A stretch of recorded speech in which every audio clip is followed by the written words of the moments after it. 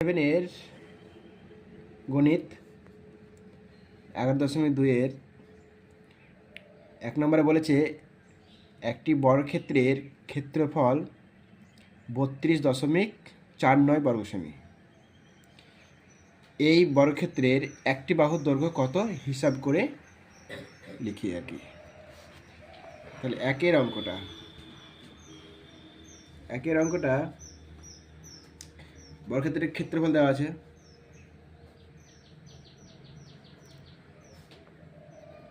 বর্গক্ষেত্রের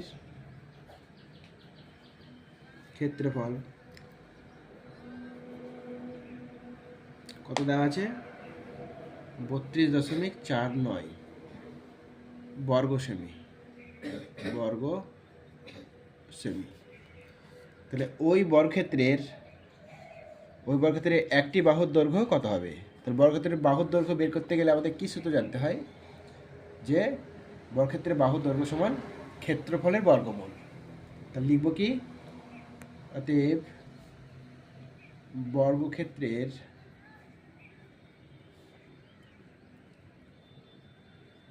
বাহুর দৈর্ঘ্য সমান কি হবে, ক্ষেত্রফলের বর্গমূল।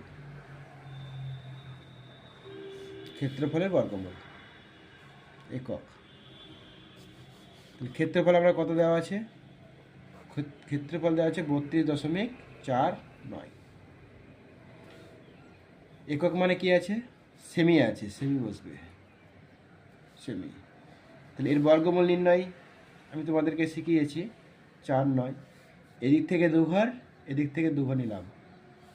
বর্গমূল নির্ণয় এইখানে ভাবতে হবে যে কোন সংখ্যা বসালে সেই সংখ্যা দিয়ে গুণ করলে এটার কাছাকাছি হবে। দেখো আমি 6 যদি বসাই, 6 6 36 হয়ে যাচ্ছে, তাহলে বেশি হয়ে যাচ্ছে। তাহলে 6-এর নিচের সংখ্যা কী আছে, 5, 5 5 25 বসাবো। এবার 25 বসালাম, এটা বিয়োগ হবে। বিয়োগ হলে কত, দেখো 32 থেকে 25 বাদ দিলে 7 থাকে। এবার দেখো এইটা ডবল হয়ে এখানে 2 গুণ হয়ে আসবে। 2 গুণ করলে কত হবে, 2 গুণ করলে এইখানে বসবে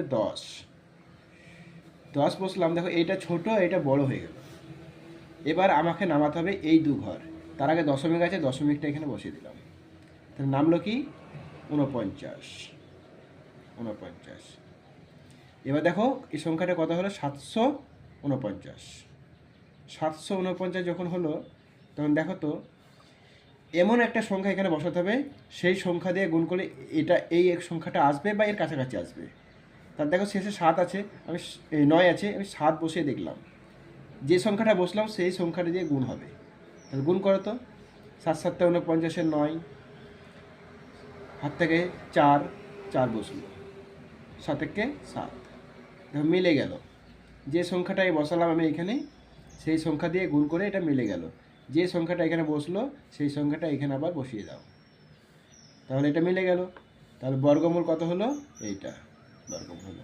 অতএব লিখব, অতএব এটা সমান কত পাবো, 5.7 সেমি।